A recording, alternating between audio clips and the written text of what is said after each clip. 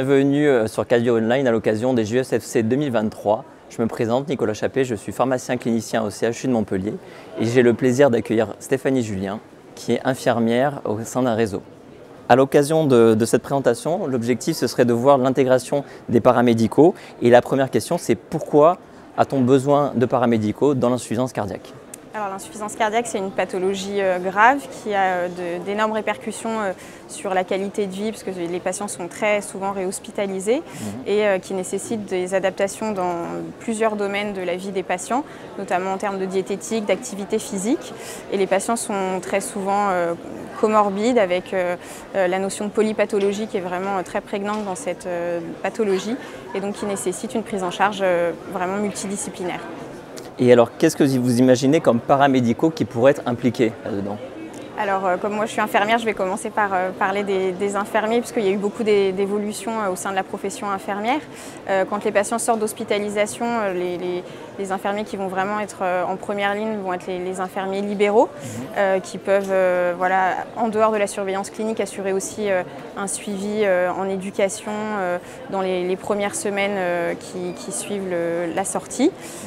Et on a vu les nouvelles professions qui sont arrivées dernièrement, bien sûr les IPA, qui peuvent intervenir en ambulatoire et en hospitalier dans le cadre de la mention pathologie chronique stabilisée.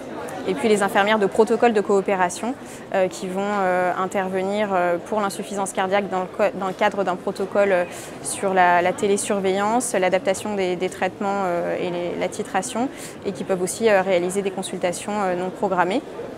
Et ça s'inscrit dans une prise en charge plus large, avec aussi bien sûr les diététiciens qui sont très impliqués pour tout ce qui est équilibre alimentaire et gestion de la restriction hyposodée.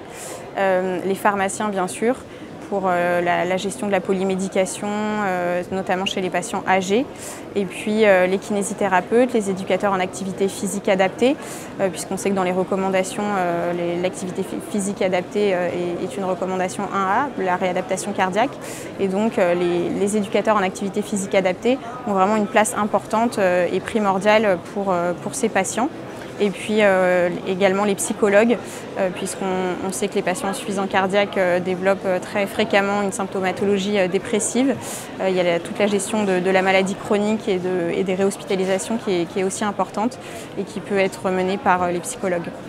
Donc on voit vraiment l'intérêt de ce côté pluridisciplinaire, mais en pratique, comment on fait pour les intégrer, ces paramédicaux ? Alors moi je vais parler de ce qu'on fait au quotidien dans notre réseau Résicard, et je pense que l'éducation thérapeutique et intégrer les patients dans un programme d'éducation thérapeutique et dans un réseau de soins, ça permet de donner accès à ces patients, à tous ces professionnels qu'ils ne rencontrent pas nécessairement dans leur pratique quotidienne.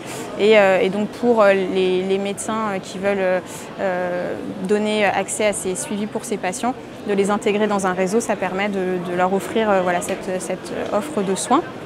Et puis avec la télésurveillance aussi, on voit qu'il y a plusieurs professions qui peuvent effectuer l'accompagnement thérapeutique dans le cadre de la télésurveillance et qui peut être assuré par les IPA dont on parlait, les ISPIC, les infirmières de protocole de coopération.